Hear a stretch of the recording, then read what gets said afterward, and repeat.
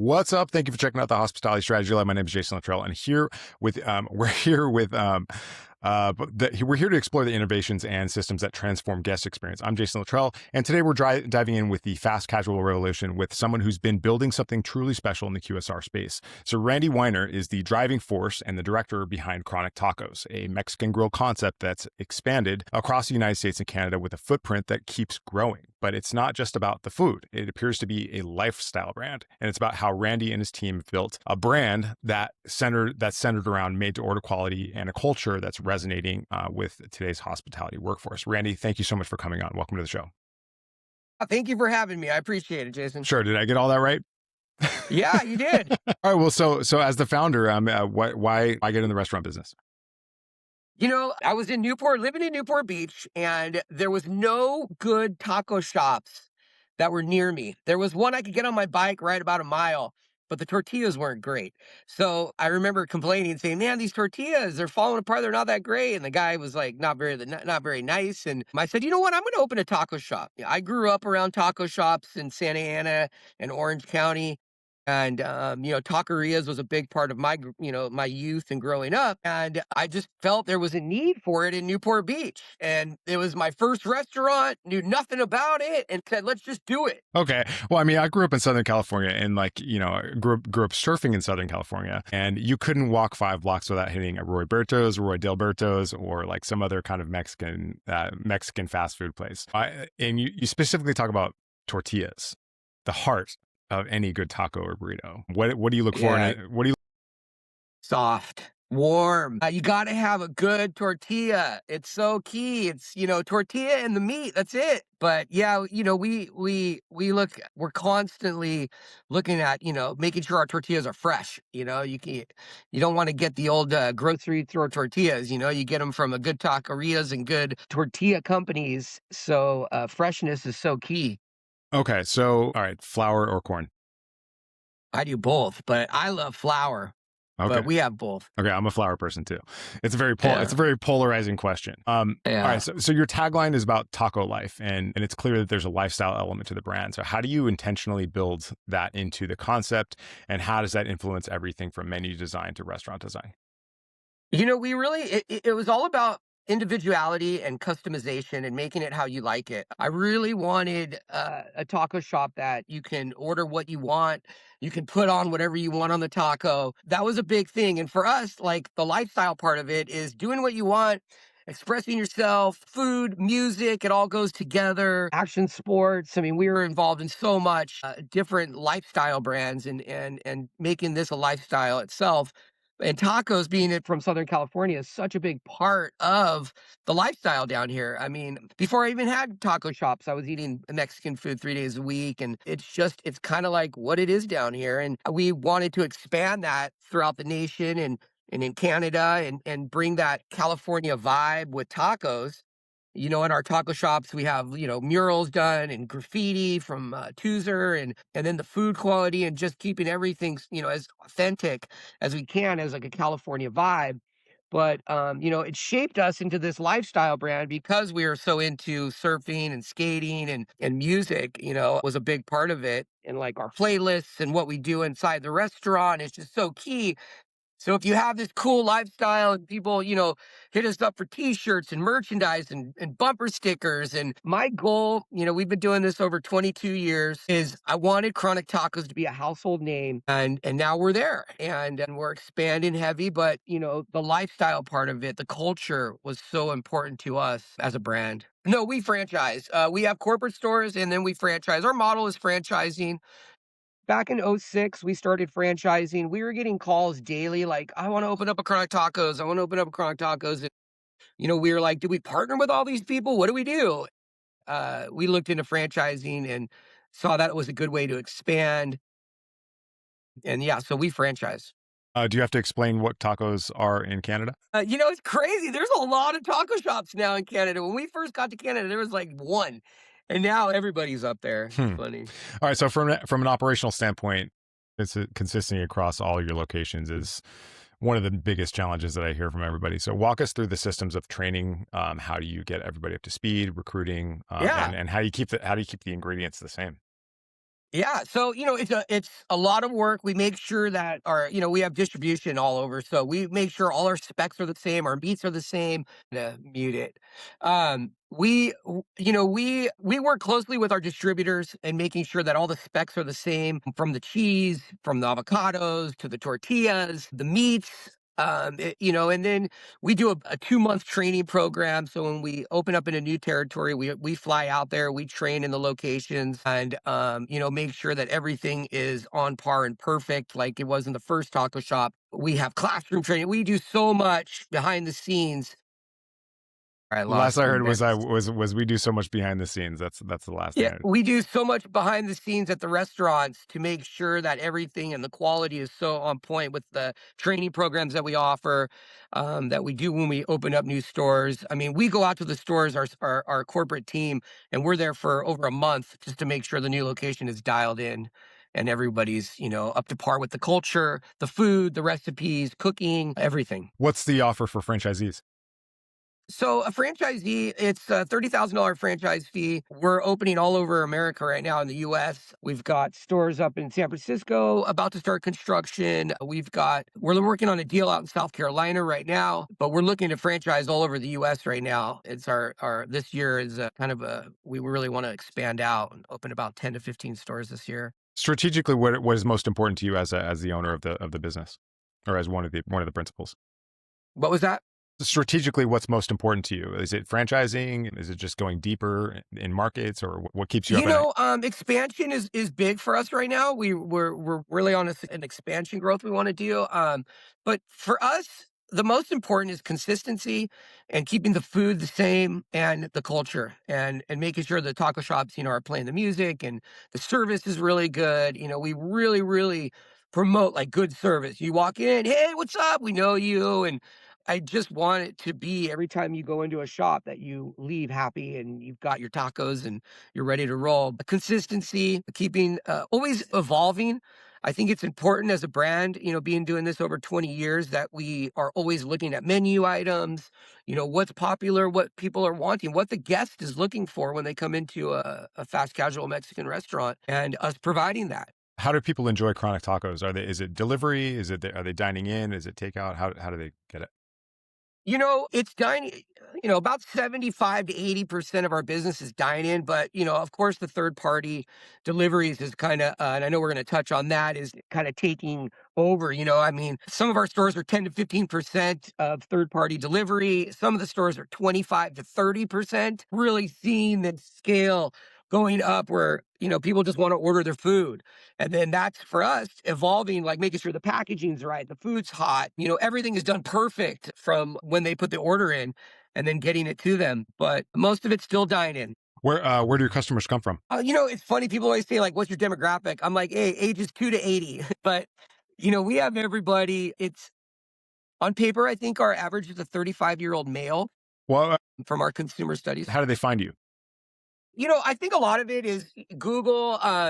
People will see us and go, oh, there's a Chronic Tacos, and pull in. We have stores that have been around for so long. I feel like our name's kind of out there, especially in SoCal. So when people see a Chronic Tacos, they'll pull right into it. But searches, Google's, our marketing, we have a really good marketing team, our social media. We got great followers, and we're always hyping it up, social media, with PR and all that fun stuff. Cool. Tell me about your tech stack. Like, what do you guys use for POS? Like, how are you tracking your Sure, we customers? use a company called Often. It's a great POS system. We have a great loyalty program. And that's what we really like. When you join our app, you can order online through our app, you can order through the third party. You get points, you get free food, you get merch. Giving back to our loyal customers is big for us. And then our POS system is through Often. We've been with them for years. They're out of Canada, not a huge one. We've done them all from micros to Aloha to everybody. But Often has been really good with us, and they work good with the third party and the integration and everything. How do you get people to use your loyalty program? We ask. We also do like, sign up for loyalty and get a free taco. We'll do like a day where you can, if you sign up on the app, you can get something. We try to ask our customers and not like push it, but always asking, if they want to join because it's free foods. Well, I mean, but I mean, as a nerd, the hardest part for me has always been getting people to just like give us their phone number, give us your email address, You know, please. I think it's And here's a really there's good certain reason to. there's certain people that are totally into it and ask like, "I wanna join." And then there's people that just aren't into it, and it's just not pushing it, not making people feel uncomfortable. It's just like, "Hey, if you wanna get some free food and be on our loyalty program, sign in." Right. Okay. So I mean, you've been doing this for 22 years. What's something that your 22-year younger self wished he knew when you first started? You know, I think when I was young and opened up the first couple taco shops, we thought we could open anywhere and anybody could do this. And, learning that you really want to partner, especially franchising with people that understand business. I could teach you how to roll a burrito, but you got to know how to run a business. It's so important. Communication with our franchisees is so important. I think what we've done is awesome. From 22 years ago, I never thought it would be this big. We thought we'd have a couple taco shops for fun and to get good tacos, but it was really cool to see how people wanted this in other states and the growth part of it. I've got great partners, just been really blessed with everything, and I think going back, it's just, looking at partnering with the right franchisees is so important, and, you learn that in the beginning when, you sign deals with someone that's like, "Hey, I wanna retire and open a taco shop." Now I just be like, "That's not the case," this is a business that you have to be a part of. Right. I mean, 30 grand is obviously not an all-in cost. Like they still have to pay for the build out Yeah. and the lease and all that stuff. But it's Yeah. still pretty low barrier to entry, right? I mean, Yeah, let's say compared to say Subway, which is around 200. Yeah, the build out's about 200,000.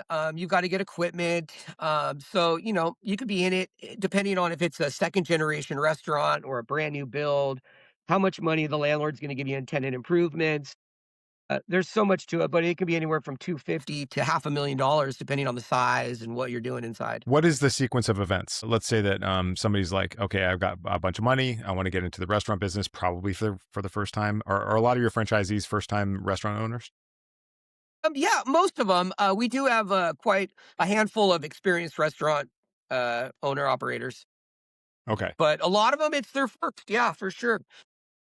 And how it goes is they contact us, we vet them out, we get on a call immediately, talk to them, get to know them, who are they, where are they coming from, what's their goals, what are they looking for out of this, and so we do an initial call.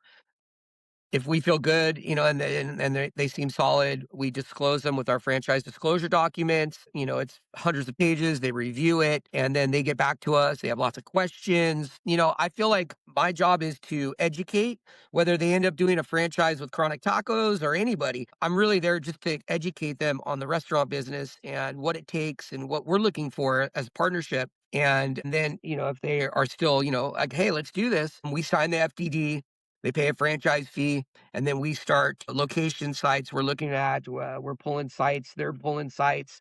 We're doing our homework on the demographics of the location. And that could take a couple months to find the right spot. You said And we always FTD? say FTD, it's what the is it? FDD, franchise disclosure documents. It's basically everything. It talks about, sales, FDD. Got it. startup costs. Okay, got it. And then, then we find a site. And, for us, we always location is so key. We don't rush it. Sometimes franchisees are like, I got to get this spot. It's across the street from my house. And we're like, well, you can't pull into it. It has no parking. There's no anchors. So, we say no. And, we want to make sure that we're setting up the franchisee for success and not just rushing an opening. But once they sign the lease, we start the design process with our architects, and then we go into permitting, and then we go into construction. Construction can take about 90 days, and then we set up the grand opening. We work with the PR company. We're doing training all in between all of this, and then we set up our grand opening. Okay. I mean, seems pretty straightforward. I mean, so okay, so you do a considerable amount of diligence to make sure that the restaurant is going to be successful. That you're not setting people Yeah, up to yeah, fail. daytime population, parking lots, what anchors are there, what's the average income in the neighborhood. The daytime population is so important, how many people are there within a mile, 2 miles, 3 miles? Where's the residential? Where's the business side of it? How big's your lunch gonna be? Your dinners? But yeah, Okay, we so analyze the whole all market. right, so you know the whole Burger King strategy, where their whole strategy for decades was to just put Burger Kings right next to McDonald's. they It's just they brilliant. just drafted him for like literally decades. And do you like check out how close the Chipotle is? Yeah. Yeah, we check out everything from mom and pops, taquerias. If you've got 15 taco shops within a 1 to 2 mile radius, it's like how much business, they have their loyal people. You could probably get about 10% of their business. We don't mind opening by Chipotle. We know Chipotle's done their homework. Chipotle's a huge company, and, we get a lot of Chipotle customers. So we don't mind being next to a Chipotle. I think it depends on how many taco shops are around. If there's a Chipotle and a couple mom and pops, we're good. If there's a ton of mom and pops, a Chipotle, and then all the other brands, it can get saturated. And so it's important to look at what Mexican food restaurants are near us always. Right. You mentioned that around 15% of your order average of your orders are third party delivery. Is that about right? Yeah, 15%. Some stores are 25, 30%. Yeah. But, 15% is a good average. We're seeing it grow. I think it'll get up to 20, if not more. Uh, but yeah, we've really seen that third party has just been a big part of the business. Yeah, I mean, they're kind of ruthless about cornering the market. I mean, as Yeah. as indicated, especially by Prop 22 in California, specifically, is like a really important case study for like the legal battles that they're fighting like proactively across the country. So, like, I mean, if they're taking 30%, is it still profitable to deliver? Yeah, I mean, you got to adjust your pricing. I think people that order on third party, they understand they're paying a little bit more and they've got a delivery fee. So, it definitely, you pay for marketing when you do these with these companies. So you get boosted up and Hmm. there's a big marketing spend behind the scenes that we do with the third party deliveries, You have to for which visibility, definitely. otherwise you're invisible. Exactly, and you gotta do it, and so let's say you do a 250,000 on third-party sales, 100,000's going to the marketing, but you're still capturing that other 150,000, so you have to look at it, are you gonna get that other 150,000 third party, and it's staying on top of the third party and making sure that you execute correctly on the third party so people come back and order you a lot, but, they are here, and they're not going anywhere. And so I think restaurants constantly have to change pricing and, food costs, everything, it's expensive. Paper goods, the to-go packaging, we use really nice to-go packaging. We think that was really important and it was an investment to us to make sure that our packaging's good and then executing it properly, the training involved, everything. But they're not going anywhere and we're just going to keep trucking and see where it takes us. Are you guys making any overtures to convert delivery customers into direct order customers? Yeah, we're actually gonna be doing, like, a big marketing push on our own online ordering, like, order through us. You can still order third party, you order through us and they'll have a delivery and it could be you could save some money, but yes, we're always pushing for the walk-ins. We'll still do postcard mailers in the neighborhood and then the social media, and obviously, we like, customers walking in and using our platform to order. 100%. I mean, I have a very dim view of the third party platforms. I think that having your hand in a pocket of a restaurant that they have no investment in, they have no skin in the game at all, and then they still take 30%, to me sounds ridiculous. And also, it's not good for the restaurant. It's not good for the drivers. It's like the customers pay more. I don't think anybody wins except for the shareholders.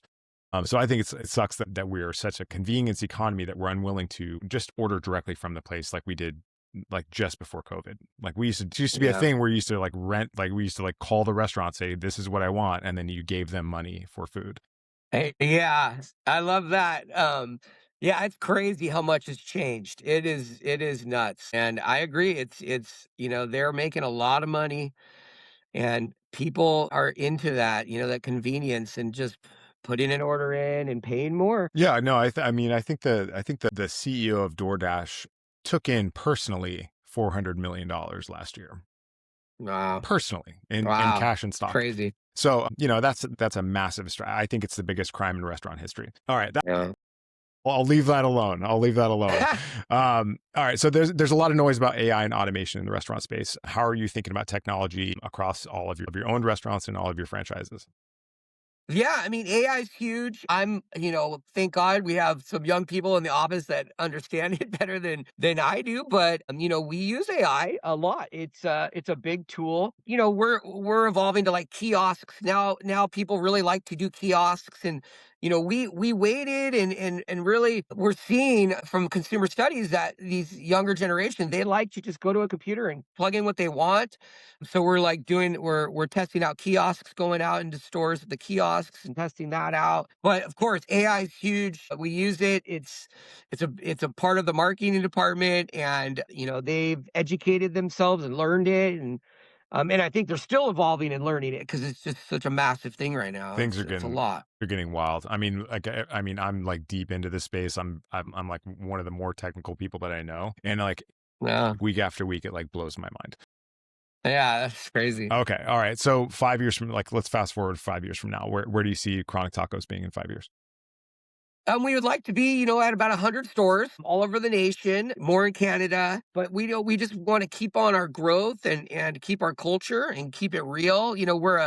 We're a small company that is, I talk to franchisees daily. We're very hands-on and we want to keep that, and it's important. We always say, like our stores are locally owned. It's not a big corporate company. It's us and we're family and just keep us real and not turn into where we don't care about the food. It's not all about numbers. It's about pleasing customers and making sure that you leave happy and you get what you want. But in 5 years I would like to be at 100 stores. 100 stores. And I did some research this morning. Where are you at right now? We have 28 and then two about to open, so 30 stores. All right, 20 stores a year, no big deal. We got 10, this. 10 stores a year, no big deal. Yeah. Yep. All right, cool. Well, is there anything you'd like to add before we wrap up? No, I just want to say thanks for having me, Jason. I appreciate your time. Of course, no problem. I have this relentless, obsessive curiosity about like really fast growing businesses. So, Randy, thank you so much for being here. It's been really thoughtful and insightful. And honestly, now I'm about to go run out and get myself a taco. So, I'm in Good. New York City. It's not quite a taco desert, but it's not quite like Southern California tacos. It's just not the same. I work with a business called Sundown North, and it's like the closest we can get, and they're so good. So good. Good. But Good. next time I'm in the city, or next time I'm in Southern California, I'm definitely gonna get some chronic tacos. All right, you hit me up when you're down here. We'll go together. Well, that's 100% why I started a podcast, is for free lunches. So, Done. or maybe I'll see you in Vegas in March, if you're going to that. So Cool. if you found this episode value, I'd love for you to subscribe, leave a review, and share it with somebody in your hospitality industry web. So if you think they could benefit, and if you're interested in diving deeper into the systems and strategies that transform hospitality brands, join us at Hospitality Strategy Lab. And then thanks again, Randy. To all of you listening, keep innovating, keep building systems that serve your people. And remember, hospitality isn't a monologue; it's a dialogue. I'm testing out new endings here. I love it. I love it. All right, Randy, thank you so much for jumping out. I really appreciate it. Thank you, Jason. All right, hold on a second, please. Hold on a second. Hold on.